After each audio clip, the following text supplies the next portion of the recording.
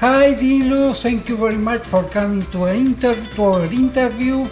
And I would like to ask you about the last 20 years that you have been working in music in Canada and creating many styles and working in different bands, and what was that you liked, and the kinds of music that you liked all this time. Thank you, Alejandra, for inviting me. It's a pleasure to be here. And yes, I've been fortunate enough to have been playing for such a long time, and to have the opportunity to work with great people, great musicians, and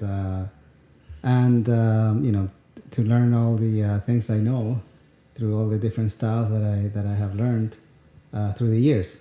And now it's a good time for me to try to put all these things together and use everything that I have learned so far. Tell me a little bit all your history and how you have evolved, because I have known you for 20 years when you started playing with Santerias at our first visual arts exhibition in 2004, and you did a magnificent work that day. Mm-hmm. Oh yes, I remember that time we were playing with Santerias there at the art exhibition. Yes, that was great. That was our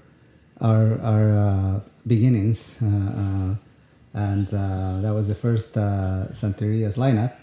And as you know, it kind of mutated into all these different forms and styles of music. Like we started as a rumba flamenca kind of band. Then it developed into more of a world kind of music, and we had different singers as well. We had Ana Raquel, then Ruby, then Ruby Quereques, then Irene Torres, and then Analia. So we, it's with Analia, we kind of with that band we try to get more into the funk kind of rock thing, and we kind of forgot about our roots a little bit, and I think that kind of turned a few people off, because we started as a flamenco / world music band, and then we all of a sudden we turned into this funky kind of rock world music, and yeah, so we forgot about our roots. Which was a big success for us when we first came out, and which led to the CBC interviews and recording sessions that we had with them, and live shows and all the stuff. It ended up we ended up being regular musicians there on the CBC for a long time. So anyway, so it's, and then we now it's time to evolve into something else, Good. And also, you could tell us something about all your experimental music that you have been doing with Nano Valverde too, please.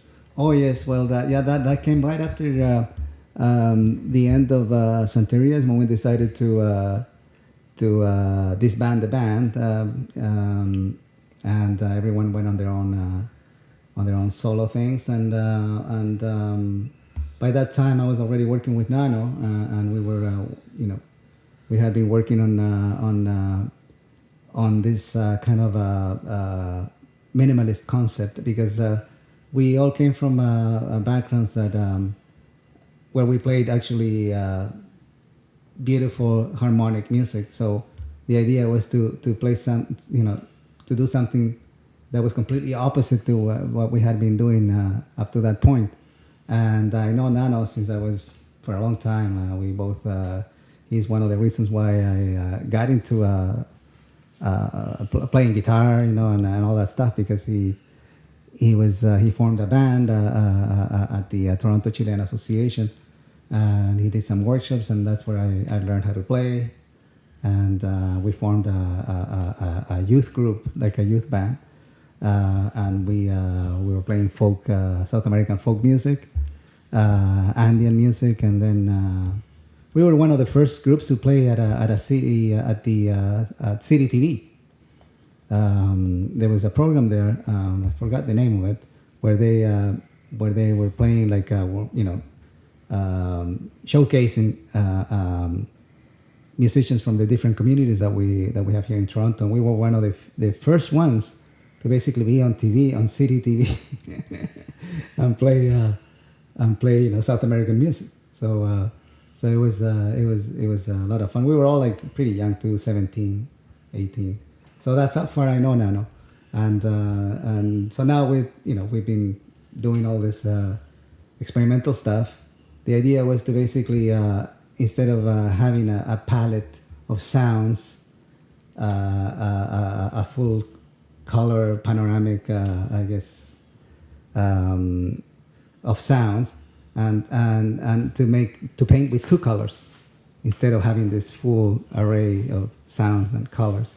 So we started with two colors, very minimalist, and then it evolved into this kind of a very experimental Andean music, because that's our roots. We're from South America. We're we're Chileans, and Andean music is beautiful, and it's got all this, so mysterious, and it's a music that doesn't have any pretensions. There's no